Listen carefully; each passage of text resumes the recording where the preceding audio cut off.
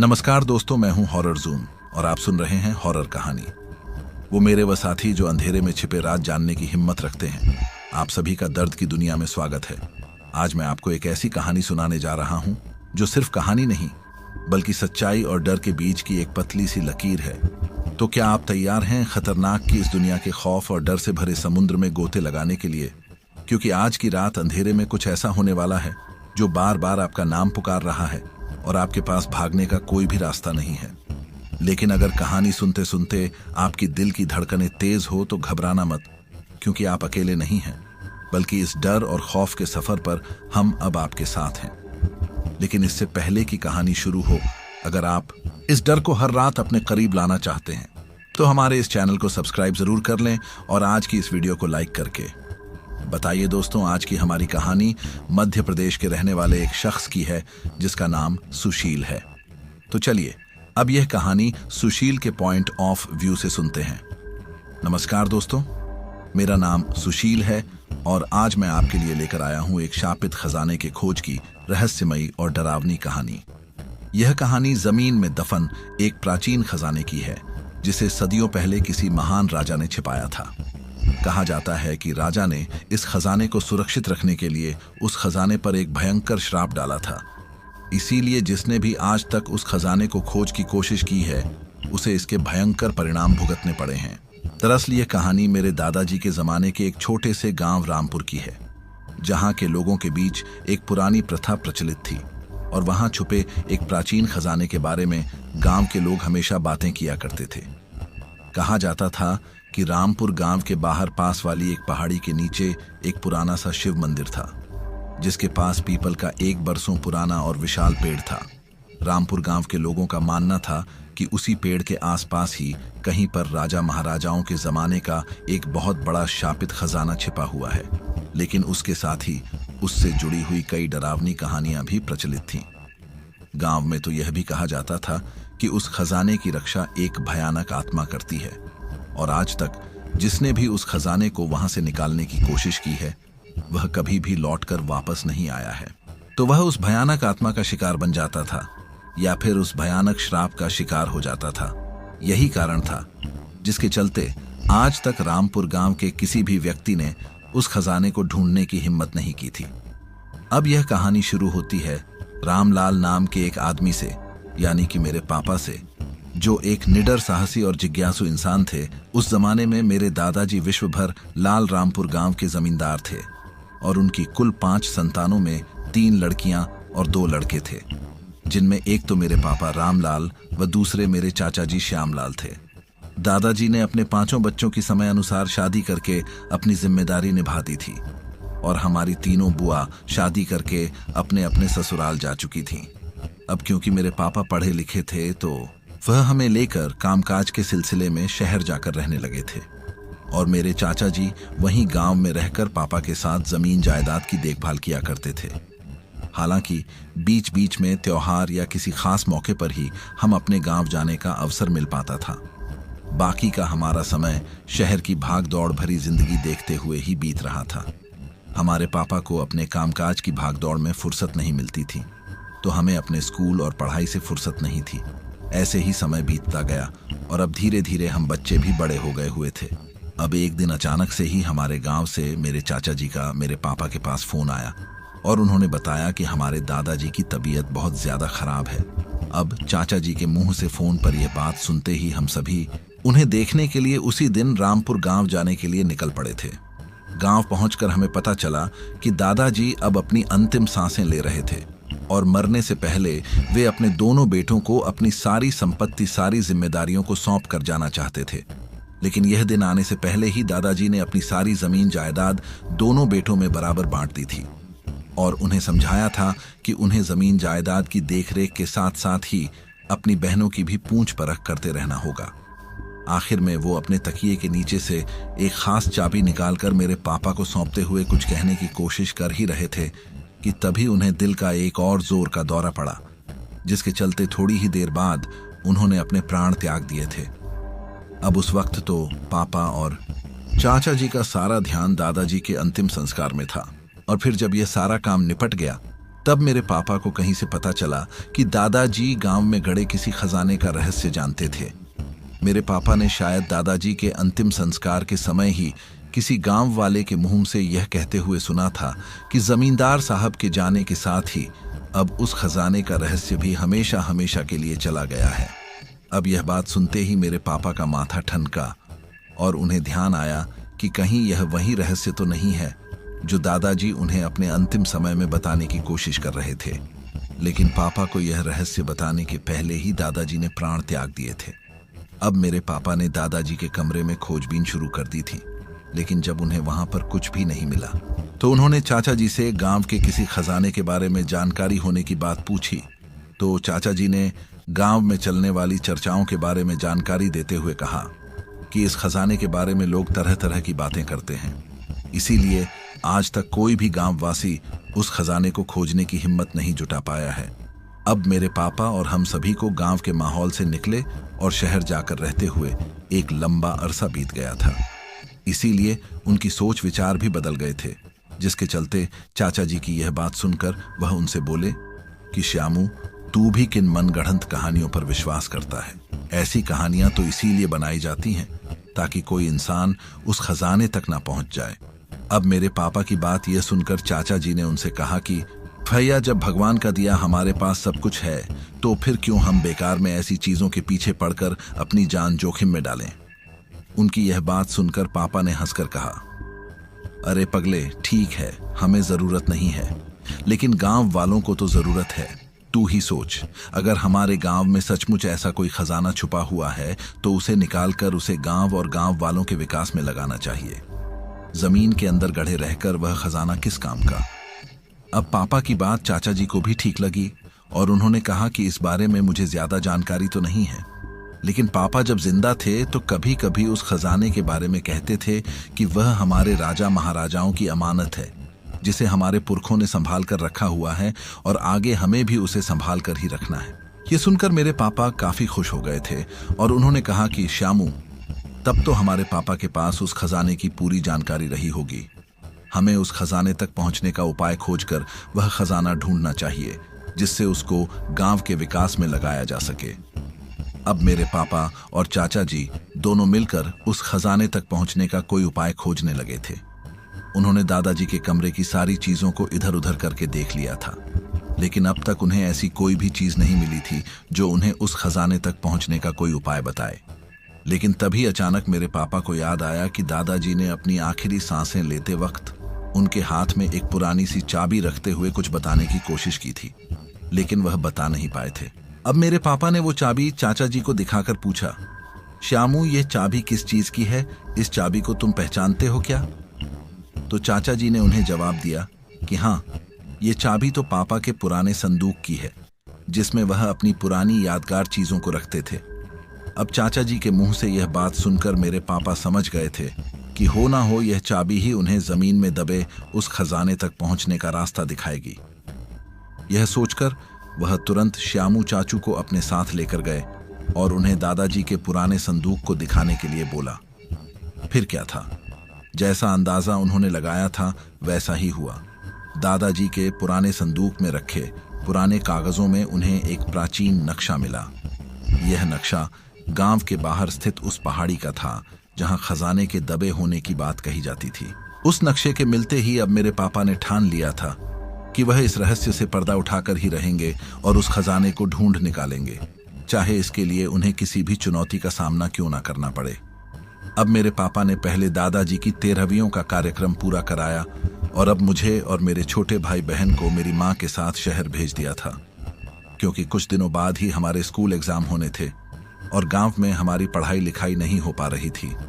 उस वक्त तो उन्होंने हमें कुछ दिनों बाद आने की ही बात कही थी और उस वक्त हम लोगों को गांव के उस रहस्यमयी खजाने वाली बात नहीं बताई थी। अब हम सबके शहर लौटने के बाद दूसरे ही दिन से मेरे पापा उस खजाने की खोज करने की तैयारियों में लग गए थे और इस काम में मदद के लिए उन्होंने शहर से अपने कुछ दोस्तों को फोन करके बुलाया था, क्योंकि उन्हें पता था कि गांव वाले जो उस खजाने के बारे में तरह तरह की बातें करते हैं वह कभी भी उस खजाने तक जाने के लिए तैयार नहीं होंगे। इसी बीच गांव में रहने वाले मेरे चाचा जी ने उन्हें बहुत समझाने की कोशिश भी थी, लेकिन दादाजी की मौत के बाद उन्हें जब से गांव के जमींदार की पदवी मिली थी, तब से उन पर गांव के विकास के लिए कुछ भी करने का जुनून सवार हो चुका था। और वैसे भी वे चुनौतियों से घबराते नहीं थे। अब अगले दिन सुबह नहा धोकर तैयार होकर मेरे पापा ने पहले तो नक्शा अच्छे से देखकर सब प्लानिंग की। उसके बाद उन्होंने शहर से बुलाए अपने 4 दोस्तों को साथ लिया और निकल पड़े थे उस रहस्यमय खजाने की खोज करने के लिए गांव से थोड़ा दूर मौजूद उस पहाड़ी की ओर। अब जैसे ही वह उस पहाड़ी के पास पहुंचे तो उन्होंने महसूस किया कि वहां की हवा में कुछ अजीब सा था।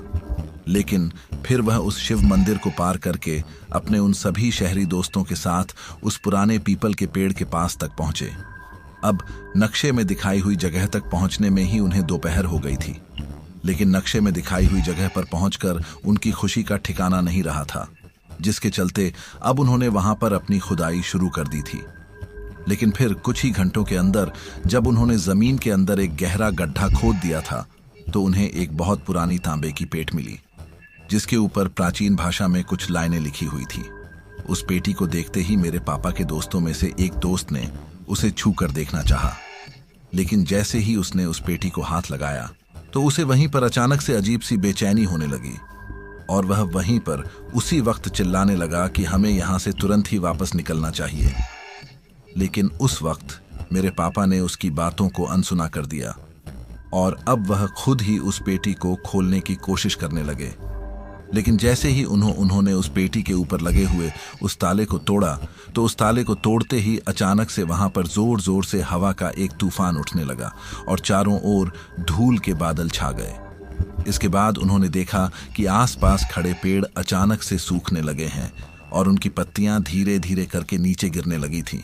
और तभी वहां पर अचानक एक रहस्यमयी और विकराल आकृति प्रकट हुई, जिसने वहां पर मौजूद सभी लोगों से कहा कि तुमने मेरे खजाने को छूने की हिम्मत कैसे की? यह खजाना शापित है और इसे पाने वाले को जीवन भर अनेकों कष्ट झेलने होंगे। जिस वक्त वो भयानक आकृति ये सब बोल रही थी, उस वक्त उसकी वह आवाज आसपास के इलाके में कुछ इस तरह से गूंज रही थी जैसे कि कोई आकाशवाणी हो रही हो, जिसकी वजह से जैसे ही यह सब कुछ हुआ तो मेरे पापा और उनके साथी अब काफी भयभीत हो गए थे। लेकिन शायद तब तक बहुत देर हो चुकी थी, क्योंकि उन्होंने उस रहस्यमयी खजाने की पेटी को छूने की गलती कर दी थी और उसके साथ ही उस श्राप का प्रभाव उनके ऊपर शुरू हो गया था। उस रहस्यमयी पेटी को छूने के कारण मिले श्राप से धीरे धीरे मेरे पापा और उनके दोस्तों की जिंदगी में एक एक करके अनेकों परेशानियां आने लगी थीं। कोई काफी ज्यादा बीमार हो गया तो किसी के परिवार में अजीब अजीब तरह की अनहोनी घटनाएं होने लगी। साथ ही अब मेरे पापा की स्थिति भी पागलों जैसी हो गई थी, जिसके कारण चाचा जी ने उन्हें गांव में ही एक बंद कमरे में कैद करके रखना शुरू कर दिया था और हमें खबर भिजवाई कि भैया की तबीयत ठीक नहीं है, इसलिए आप लोग यहाँ गांव में आ जाएं। अब अचानक ही पापा की तबीयत खराब होने की बात सुनकर मैं अपनी माँ को साथ लेकर शहर से रामपुर गांव पहुंचा, जहां पहुंचने के बाद चाचा जी ने मुझे और माँ को पापा के द्वारा उस रहस्यमय खजाने की खोज करने जाने वाली वह सारी बात बताई, जिस पर हम सभी काफी अचंभित और भयभीत हो गए थे। चाचा जी की बताई गई बातों से हम सभी को इस बात का एहसास हो गया था कि यह खजाना कोई संपत्ति नहीं बल्कि एक अभिशाप है और उसे कभी छेड़ना नहीं चाहिए था।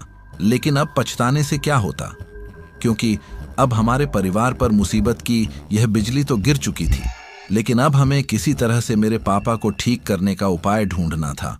उस वक्त मेरे परिवार पर आई इस बड़ी मुसीबत के कारण मैंने अपनी पढ़ाई भी छोड़ दी थी और मेरे छोटे भाई बहन को शहर में मामा जी की देखरेख में छोड़कर हमारा परिवार भी शहर से गांव में शिफ्ट हो गया था। दादाजी के इस गांव में आकर मुझे चाचा जी से इतना तो पता चल ही गया था कि यहाँ एक प्राचीन खजाने के बारे में लोग बातें किया करते थे, क्योंकि गांव के बाहर पहाड़ी के पास एक पुराना शिव मंदिर था, जिसके पास एक पुराना और विशाल पीपल पेड़ खड़ा था, जिसके बारे में गांव के लोगों का मानना था कि इस पेड़ के आसपास एक बहुत बड़ा खजाना दफन है। लेकिन उसके साथ ही कई डरावनी कहानियां भी जुड़ी हुई थी। कहा जाता था कि खजाने की रक्षा एक प्राचीन आत्मा करती है और जिसने भी उस खजाने को निकालने की कोशिश की वह कभी लौटकर नहीं आया। और अब उसी खजाने ने मेरे परिवार से सारी खुशियां छीन ली थीं, जिसके चलते मेरे हंसते खेलते पापा को पागलों की तरह अब एक कमरे में बंद रहना पड़ रहा था। अब उस वक्त गांव में हमारी जो हवेली थी, जिसमें उस वक्त हम हमारे चाचा के साथ रह रहे थे, उस हवेली में उसी गांव का एक राजू नाम का लड़का काम किया करता था। और उस दिन जब चाचा जी मुझे और मेरी माँ को पहाड़ी के पास वाले खजाने के बारे में बता रहे थे, तो उसने भी यह सब छुपकर सुन लिया था। और अब उसके मन में भी उस खजाने को हासिल करने का लालच पैदा हो गया था। लेकिन उस वक्त उसने पकड़े जाने के डर के मारे चाचा जी की पूरी बात तो नहीं सुनी।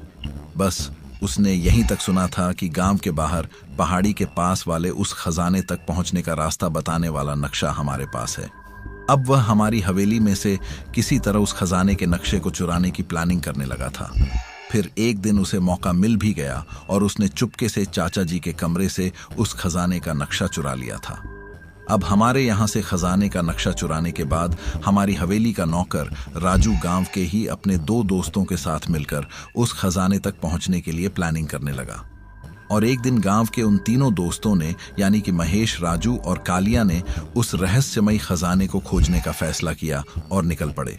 पहाड़ी की तरफ गांव के उन तीनों जवान लड़कों को अपने रामपुर गांव के इस कथित खजाने की कहानियों में सच्चाई का पता लगाना था। अब नई नई जवानी के जोश में चूर उन लड़कों ने खजाना खोजने के इस काम के लिए रात का समय चुना था, ताकि उनके गांव के लोग उन्हें वहां आते जाते हुए ना देख पाए।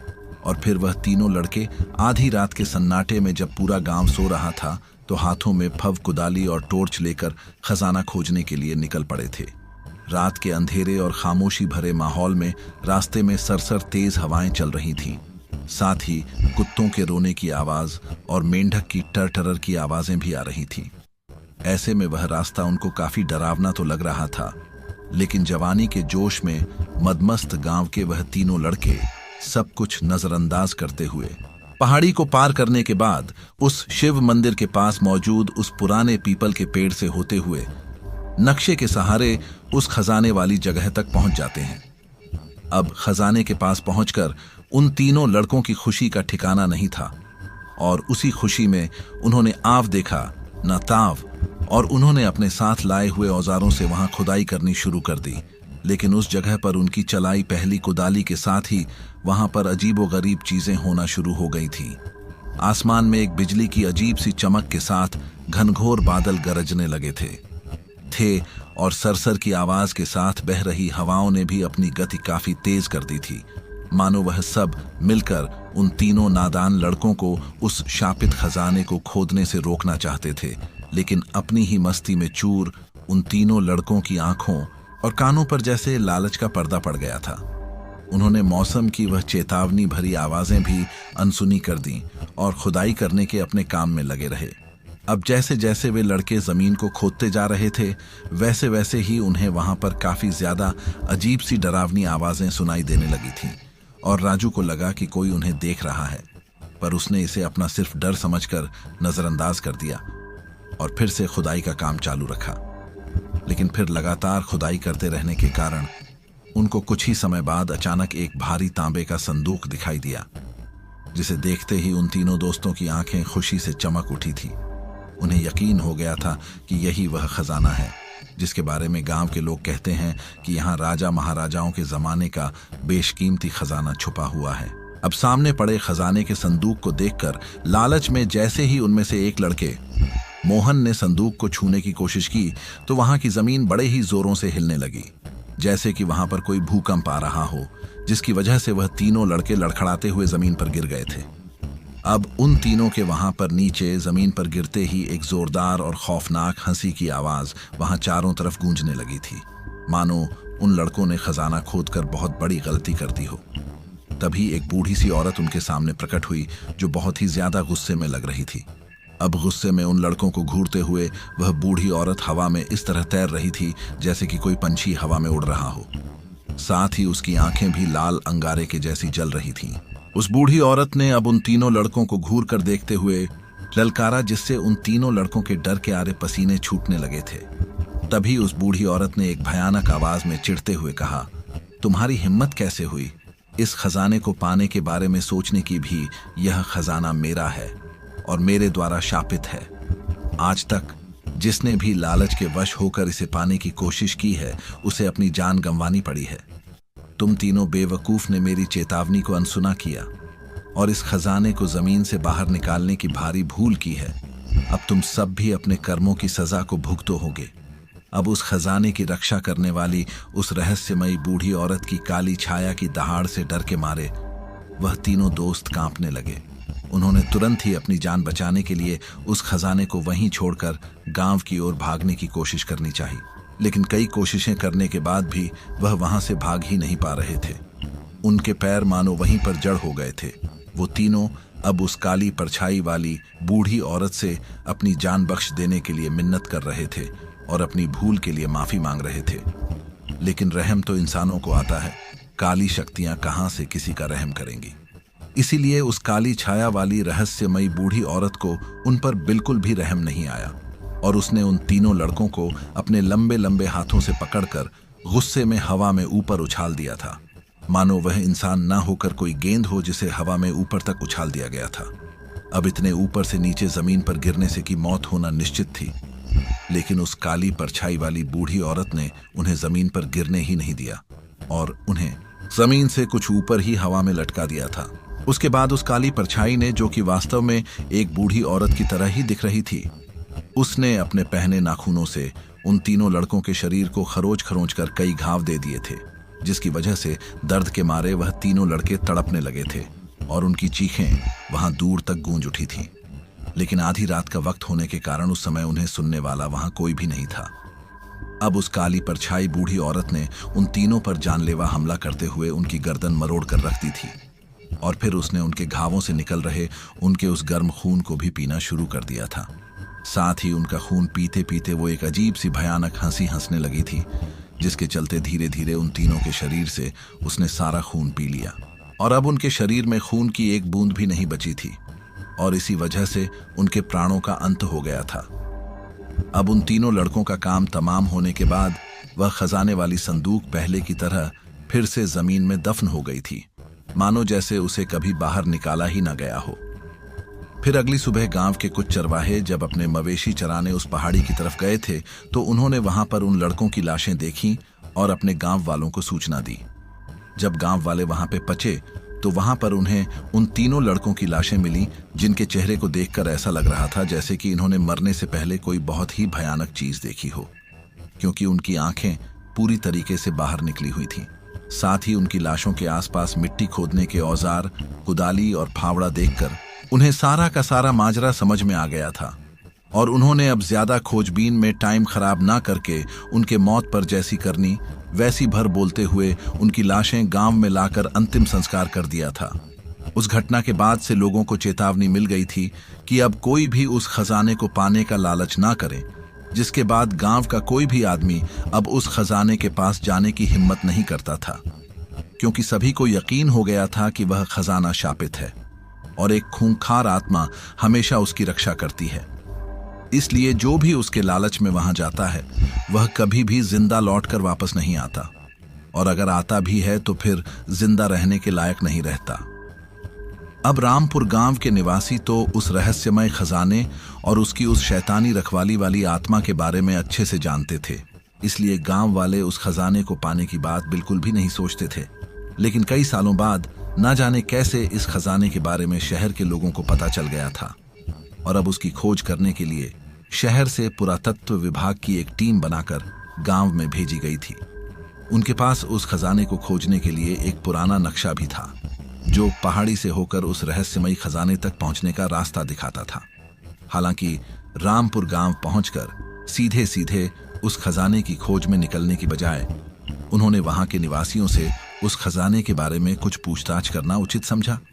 इसीलिए जब वे अपने इस अभियान के तहत रामपुर गांव में खजाने के बारे में जानकारी लेने की कोशिश कर रहे थे तो वहां के बड़े बुजुर्गों ने उन्हें चेतावनी दी कि यह खजाना शापित है और आज तक जिसने भी इसे पाने की कोशिश की है वह जीवित नहीं बचा है। लेकिन शहर के रहने वाले उन लोगों को गांव के लोगों की यह बात कोरी कल्पना और अंधविश्वास ही लग रही थी। खजाना खोजकर नाम और प्रसिद्धि पाने के लालच के आगे उन्हें कुछ नहीं सूझा और उन्होंने गांव वालों की चेतावनी को अनसुना कर दिया था।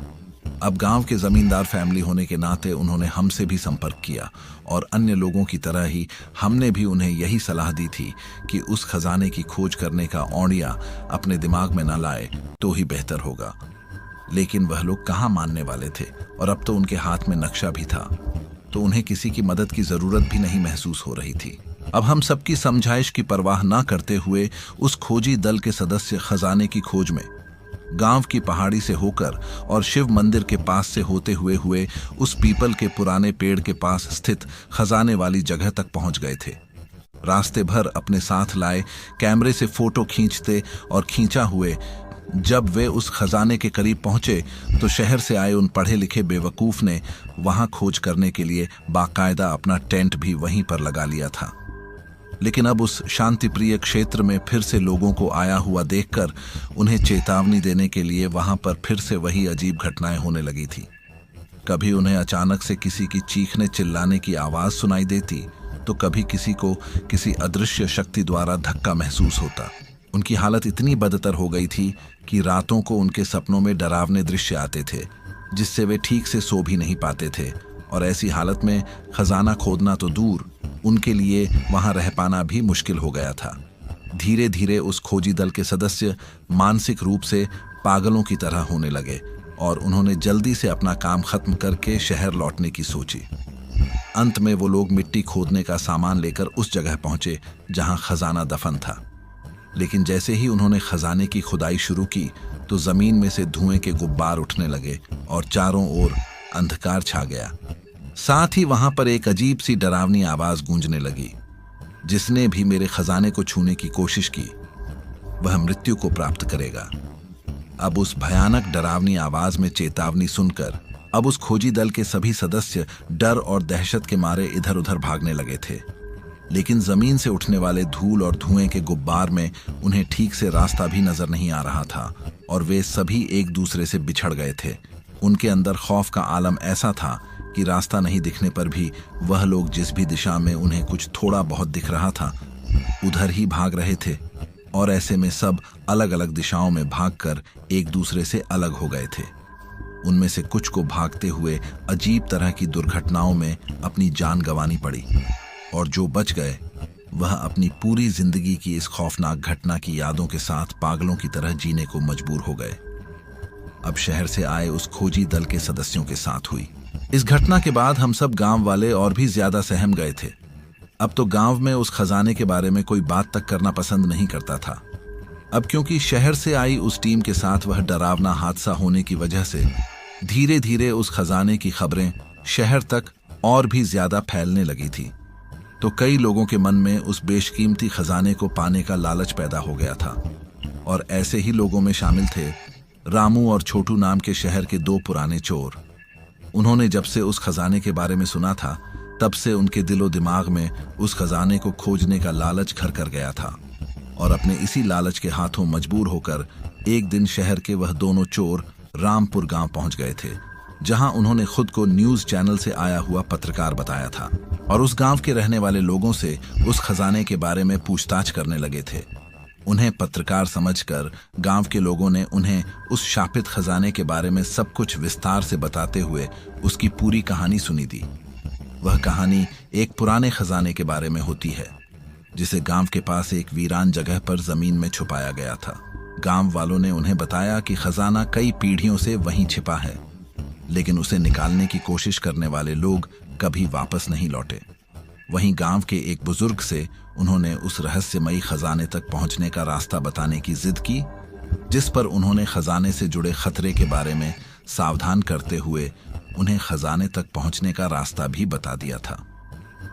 अब रामपुर गांव आकर गांव वालों से खजाने की सारी जानकारी हासिल करके शहर के वह दोनों चोर रामू और छोटू काफी खुश थे, क्योंकि उन्हें लगता था कि गांव के लोग बहुत भोले और डरपोक होते हैं, इसलिए शापित होने जैसे अंधविश्वास और मनगढ़ंत कहानी में पड़कर उस बेशकीमती खजाने को हासिल करने से अब तक पीछे रह रहे हैं। लेकिन हम दोनों उस खजाने को हासिल करके रहेंगे, और उसके बाद हमारी बाकी की जिंदगी ऐशो आराम से गुजरेगी। अब गांव के उस खजाने को पाकर अमीर आदमी बनने के लालच में रामू और छोटू दोनों चोरों ने तय किया कि वह आज रात में ही उस खजाने को खोजें। उस रात का इंतजार करते हुए उन्होंने पहले डटकर शराब पी और फिर अपनी बनाई हुई योजना के अनुसार वे उस जगह पर जाने के लिए रात में निकलते, क्योंकि उन्होंने सोचा था कि दिन में वहां जाने और खुदाई करने पर गांव वाले उन्हें देख लेंगे। लेकिन रात के वक्त उनके लिए वहां पर जाना ठीक रहेगा, क्योंकि वह जगह बहुत ही सुनसान और भयानक थी। साथ ही चारों तरफ घना अंधेरा छाया हुआ था। पहाड़ी के चारों तरफ सन्नाटा और गहरी खामोशी छाई हुई थी। सिर्फ रात के जीव जंतुओं और जानवरों की हल्की हल्की आवाजें सुनाई दे रही थीं। लेकिन उन दोनों शहरी चोरों के मन में खजाना चुरा अमीर बनने का लालच सवार हो चुका था, तो उन्हें बाकी कुछ भी ध्यान नहीं था। उन्हें तो बस हर हाल में वह खजाना चाहिए था। खजाना चुराने के लालच और शराब के नशे में वे दोनों छोड़ चले जा रहे थे, और उन बेवकूफ को यह भी अंदाजा नहीं था कि वह कितनी बड़ी गलती करने जा रहे थे। धीरे धीरे वह दोनों चोर गांव के उस बुजुर्ग के बताए अनुसार उस जगह पर पहुंच गए थे जहां पर खजाना छुपा हुआ था। उस जगह पर पहुंचते ही दोनों खुशी से झूमने लगे थे, क्योंकि उन्हें अपने आप में लगने लगा था कि जैसे वे दुनिया के सबसे अमीर आदमी बन गए हैं। अब उन दोनों ने खजाना खोजने के लिए बिल्कुल भी देरी नहीं करते हुए जमीन खोदने शुरू की। लेकिन जैसे जैसे उनका कुदाल और फावड़ा चलता, उन्हें वहां पर कुछ अजीब आवाजें सुनाई देने लगी। पहले तो उन्होंने इसे नजरअंदाज किया और खुदाई के काम में लगे ही रहे, लेकिन थोड़ी देर बाद जब वे थोड़ी गहराई तक खोद चुके थे तो वहां की जमीन अपने आप ही नीचे की तरफ धंसने लगी। लेकिन इसके साथ ही वहां पर जमीन से एक भूतिया चेहरे वाली बूढ़ी सी वही औरत प्रकट हुई, जिसे देखकर रामू और छोटू डर के मारे कांप उठे और उनका सारा नशा उतर गया था। एक बार फिर से खजाने की रखवाली। वो काली परछाई वाली बूढ़ी औरत उन्हें चेतावनी देती है कि यह खजाना मेरे मालिक का है और जो भी इसे लेने की कोशिश करेगा वह कभी जिंदा नहीं बचेगा। तुम लोगों को बार बार चेतावनी देने पर भी तुम अपनी हरकतों से बाज नहीं आ रहे हो और बार बार यहाँ आकर इस जगह की शांति भंग कर रहे हो। इसकी सजा तुम लोगों को जरूर मिलेगी। अब उस काली परछाई की उस चेतावनी को सुनकर वह दोनों चोर डर के मारे जान बचाने के लिए भागने लगते हैं। लेकिन वह रास्ता एकदम से अंधकारमय हो जाता है, जैसे कि वहां से निकलने का कोई रास्ता ही नहीं हो। उनके चारों ओर डरावनी आवाजें गूंजने लगती हैं और धीरे धीरे वह दोनों अपने आप वहां पर चारों तरफ से घिरा हुआ पाते हैं, क्योंकि वह अपनी जान बचाने के लिए जिधर भी भागते थे घूम फिर कर फिर वहीं उसी खजाने के पास ही आ जाते थे। अब काफी देर तक ऐसा ही चलता रहा और वह दोनों चोर अपनी जान बचाने के लिए बदहवास होकर भागते हुए वहीं पर घूम रहे थे। फिर काफी देर बाद भी जब वह वहां से बाहर नहीं निकल पाए तो उन्हें एहसास हुआ कि अब वह उस जगह से भाग नहीं सकते, और वहां आने की अपनी मूर्खता पर उन दोनों पछता होने लगा। आखिरकार जमीन के अंदर से निकली हुई उस बूढ़ी औरत ने अपने दोनों खून पंजे निकाले और उसने उन दोनों को पैरों से पकड़कर जमीन के अंदर खींचना शुरू कर दिया। यह देखकर वह दोनों चोर दहशत में जोर जोर से बचाओ बचाओ चिल्लाने लगाने लगे थे। लेकिन आधी रात के समय में उस अंधेरी सुनसान जगह पर भला उनकी आवाज कौन सुनता, और अगर कोई सुनता भी तो उन्हें बचाने के लिए कोई खुद मौत के मुंह में जाने की हिम्मत भी नहीं करता। अब धीरे धीरे जमीन के अंदर से निकली उस बूढ़ी औरत के उन खूनी पंजों ने उन दोनों चोरों को पूरा का पूरा जमीन के अंदर खींच लिया था, और खजाना चुराने के लालच में वो दोनों जिंदा जमीन में दफन होकर रह गए थे। इस तरह खजाने की उस रखवाली खूनी आत्मा ने उन दोनों का भी काम तमाम कर दिया था। अब सुबह होते होते वहां उन दोनों फर्जी पत्रकारों का कोई अता पता नहीं रहता, तो गांव वालों का मानना था कि वह भी खजाने के लालच में फंसकर उस खजाने की रखवाली उस खूनी आत्मा के हाथों मौत के मुंह में समा गए होंगे।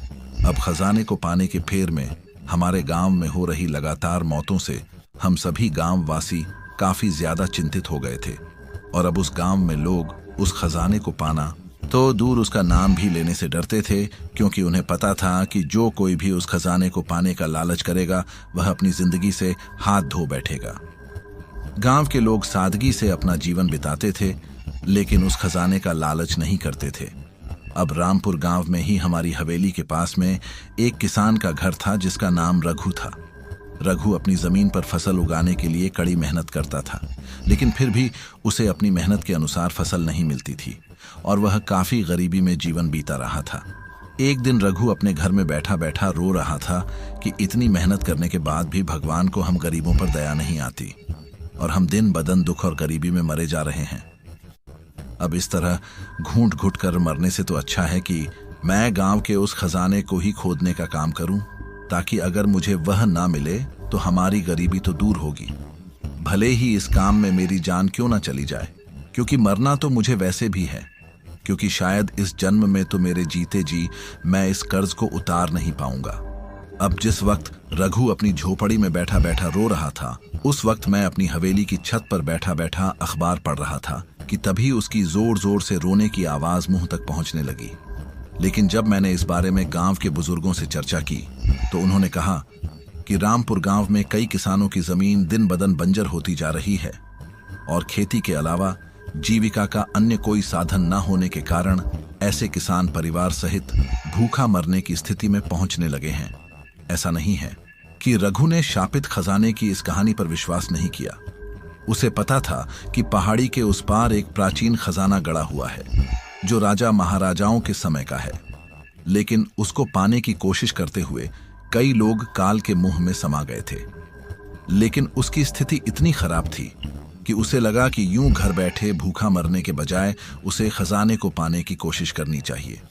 अब गांव के कुछ बुजुर्गों ने मुझे सलाह दी कि बेटा, तुम समझ सकते हो कि गांव के उस खजाने के लालच में यहां अब आए दिन किसी न किसी की मौत हो रही है। भले ही कारण कुछ भी हो, लेकिन फिर भी लोग उस खजाने को पाने की कोशिश करते ही रहेंगे। इसीलिए हमें लगता है कि अब हमें ही उस खजाने को निकालकर गांव के विकास के कामों में लगाना चाहिए, ताकि खजाने को पाने के लालच में मौतों का सिलसिला भी खत्म हो और गांव वालों का जीवन स्तर भी सुधर सके। अब उनकी बातें सुनकर मैंने कहा, बाबा, आप सब बोल तो ठीक रहे हैं, लेकिन आप जानते हैं कि उस खजाने को पाने की सोचना ही अपने आप में आफत को न्योता देना है, तो फिर हम कैसे उसे निकाल सकते हैं। इस पर गांव के एक बुजुर्ग, जो कि वहां सबसे बूढ़े दिख रहे थे, उन्होंने मुझसे कहा कि बेटा, मेरे बाबूजी जब जिंदा थे तो उस वक्त उन्होंने मुझे बताया था कि अगर उस खजाने को लालच में खोदने जाओगे तो निश्चित ही मारे जाओगे, लेकिन अगर उस खजाने को लोगों की भलाई की भावना से प्राप्त करना चाहो तो वह तुम्हें अवश्य प्राप्त हो सकता है। बस उसे पाने का सही विधान पता होना चाहिए। उन बुजुर्ग की बातें सुनकर मेरे मन में भी मुझे यह लगा कि शायद यह सही कह रहे हैं। तभी मैंने उनसे पूछा कि बाबा, ये तो आपने बड़ी अच्छी बात कही है, लेकिन उसका विधान हमें कैसे पता चलेगा? आप ही हमें कोई रास्ता दिखाइए। अब मेरे ऐसा कहने पर वह बुजुर्ग मुझसे बोला, बेटा, मैंने अपने बड़े बुजुर्गों से सुन रखा है कि वह खजाना प्राचीन शिव मंदिर के पास है और इसलिए उसको पाने का रास्ता भी शिव मंदिर से ही जुड़ा हुआ है। उस खजाने को वहां से निकालने की सोचने से भी पहले हमें मिलकर शिव पूजा का अनुष्ठान करना होगा। उसके बाद ही हमें उस खजाने को लोगों की भलाई के लिए निकालने की अनुमति मिल सकती है।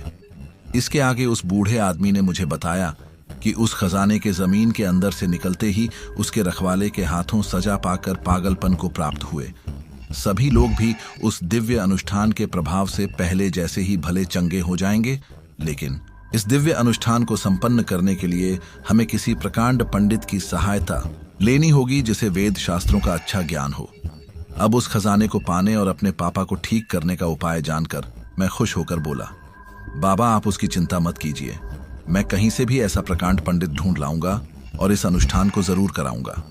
बस आप सभी गांव वाले उस दिव्य अनुष्ठान की तैयारियां करिए और ध्यान रखिएगा कि अब और कोई निर्दोष इंसान खजाने के लालच में वहां जाकर अपनी जान ना गवाए। सब गांव वासियों को ऐसा समझाकर मुझे अब हर हाल में अपने पापा और इस गांव की रक्षा करनी है। यह ठान कर मैं एक प्रकांड पंडित की खोज करने में लग गया था और वह कहते हैं ना कि अच्छे कामों में भगवान भी हमारी सहायता अवश्य करते हैं। ऐसे ही अब कुछ दिनों तक ढूंढने के बाद मुझे पास के शहर में स्थित सिद्ध पीठ में वेद शास्त्रों के झाता एक प्रकांड पंडित का पता चला और मैंने उनसे जाकर सारा हाल सुनाते हुए मदद की प्रार्थना की। मेरी प्रार्थना मानकर उन्होंने इस लोक कल्याणकारी काम को संपन्न करने के लिए हामी भर दी थी। अब मैं भी उनके द्वारा बताए शुभ मुहूर्त के अनुसार उन्हें लेकर वापस गांव आ गया था और अब उनके बताए अनुसार सारी एकत्र करके दिव्य अनुष्ठान के लिए सारी आवश्यक तैयारियां करती थीं। फिर उन पंडित जी के द्वारा अब निर्धारित शुभ मुहूर्त में पहाड़ी के पास स्थित प्राचीन शिव मंदिर में पूजा अर्चना करते हुए दिव्य अनुष्ठान का प्रारंभ हुआ, जिसमें सभी गांव वालों के साथ साथ मेरा पूरा परिवार भी शामिल हुआ था। उस दिव्य अनुष्ठान में यजमान के रूप में स्वयं हमारा परिवार ही बैठा था और फिर सुबह से लेकर दोपहर तक मंत्र उच्चार लगातार कई घंटे तक चलते रहा। बच्चे, बूढ़े, पुरुष, महिलाएं, इस तरह गांव के सभी निवासी इस अनुष्ठान में सहभागी होने वहां बैठे थे और उन्हें भी इस दिव्य अनुष्ठान के पूर्ण करने एवं उस रहस्यमय खजाने के प्रकट होने का बेसब्री से इंतजार था। सभी की निगाहें उस अनुष्ठान पर और उन सिद्ध बाबा पर टिकी हुई थीं और फिर सभी के इंतजार की घड़ियां समाप्त करते हुए उन सिद्ध बाबा ने यजमान बने। मेरे चाचा जी से कहा कि ठाकुर साहब, अब शिवजी को प्रणाम करके आप उनका त्रिशूल ले आइए। उन पंडित के ऐसा कहने पर मेरे चाचा ने वैसा ही किया और फिर बाबा ने अपने कुछ मंत्र पढ़कर त्रिशूल का पूजन किया, फिर उसे हवन कुंड के पास रखवा दिया। अब सुबह से लगातार चल रहे इस दिव्य अनुष्ठान के समापन का समय आ गया था, जिसके चलते उन पंडित जी ने अब सभी को इस अनुष्ठान के हवन में आहुति देने के लिए आमंत्रित किया। अब हवन कुंड में आहुति देने का सिलसिला शुरू हुआ और आधे घंटे तक हवन चलने के बाद पूर्णाहुति के साथ यह हवन और अनुष्ठान संपन्न हुआ। अब उन पंडित जी ने अपने हाथ में शिवजी का त्रिशूल लेकर उसे हवन कुंड की आग में सेका और फिर उसे मुझे देते हुए कहा कि जाओ बेटा, लोक कल्याण के इस कार्य में शिवजी तुम्हारे साथ हैं। जाओ और इस कार्य को संपन्न करो, शिवजी तुम्हारी रक्षा करेंगे। अब उन पंडित जी का आशीर्वाद और आज्ञा लेकर मैंने उस खजाने वाले स्थान की ओर कदम बढ़ाए। उस वक्त मेरे साथ और उसके जैसे कुछ लोग भी आगे बढ़े, जिन्हें उस खजाने को खोद कर निकालना था। अब जैसे जैसे वह लोग उस स्थान पर कुदाल और फावड़ा चलाते जा रहे थे, वैसे वैसे ही वहां का मौसम काफी बदलने लगा था और अचानक ही वहां काफी तेज हवाएं चलने लगी थीं। साथ ही आसमान में बादल गरजने और बिजलियां चमकने लगी थीं। यह सब किसी अप्रत्याशित घटना के घटने के संकेत थे, जिससे गांव वाले डरने लगे थे। लेकिन उन पंडित जी के वहां बैठे होने से उनके अंदर भी हिम्मत बनी हुई थी और उन्होंने उम्मीद नहीं छोड़ी थी। अब उन पंडित जी ने उस शिव मंदिर में बैठे बैठे ही जोर जोर से फिर से मंत्रोच्चार शुरू कर दिया था और उधर गांव वालों ने भी खुदाई का काम लगातार जारी रखा था। आखिरकार काफी देर तक खुदाई करने के बाद उन्हें तांबे का बना हुआ एक प्राचीन संदूक मिला, जिसके ऊपर प्राचीन लिपि में कुछ लिखा हुआ था। उस संदूक को देखकर सभी गांव वाले बेहद उत्साहित थे और उन्होंने उस संदूक को खोलना चाहा, लेकिन मैंने तुरंत उन्हें ऐसा करने से रोका और कहा, रुक जाओ, ऐसी भूल मत करना। यह संदूक का ताला मंत्रों से बंद किया गया है, इसलिए इसे ऐसे ही खोलने की कोशिश करोगे तो मारे जाओगे। फिर मैंने उन पंडित जी के बताइए अनुसार शिवजी के त्रिशूल से उस संदूक का ताला तोड़ा। अब उस संदूक का ताला खोलते ही चारों तरफ पशु पक्षियों के चहचहाने की ओर कई प्रकार की अलग अलग आवाजें आने लगी। फिर मेरे कहने पर उन गांव वालों ने उस संदूक को खोला, लेकिन जैसे ही हमने उस संदूक को खोला तो हमने देखा कि उसमें सोने, चांदी और हीरे जवाहरात से भरे हुए गहने और पुराने सिक्के थे, जो कि बेहद बेशकीमती थे। अब गांव वालों ने उस संदूक को बाहर निकाला और हम सभी उसे शिव मंदिर में ले गए। वहां जाकर हमने उस खजाने को शिव मंदिर में रखते हुए शिवजी का त्रिशूल वापस उनके हाथों में पकड़ा कर उन्हें इस कार्य में सहायता करने हेतु धन्यवाद किया। अब उस खजाने के खुलते ही वहां पर फैला हुआ माया जाल समाप्त हो गया और उस जगह का माहौल, जो पहले काफी सन्नाटे वाला रहता था, वह अब सुरम्य और काफी चहल पहल वाला बन गया था। खजाने के बाहर निकलने से उसके रखवाले के हाथों सजा पाकर पागल हुए लोग भी ठीक हो गए और मेरे पापा ने भी ठीक होकर मुझे इस कार्य के लिए बहुत शाबाशी दी। फिर मेरे पापा और बाकी सभी गांव वालों ने सबकी सहमति से उस बेशकीमती खजाने को गांव के हित में उपयोग करने का निर्णय लिया। उस खजाने से उन्होंने गांव में स्कूल, अस्पताल और कई बड़े कुएं बनवाए, जिससे उस पूरे गांव और गांव वालों का जीवन बदल गया। रघु जैसे गरीब किसानों की मदद करने के लिए गांव में कई तरह के रोजगार का काम शुरू किया गया, जिससे कि उन्हें रोजगार की चिंता ना रहे। इस प्रकार उस खजाने के मिलने से सारा गांव खुशहाल हो गया था। तो दोस्तों, यह थी हमारी आज की कहानी। कहानी आपको कैसी लगी, ये आप मुझे कमेंट बॉक्स में कमेंट करके ज़रूर बताना। अगर अभी तक भी आप लोगों ने चैनल को सब्सक्राइब नहीं किया है तो कर क्या रहे हो यार, जल्दी से चैनल को सब्सक्राइब कर लो।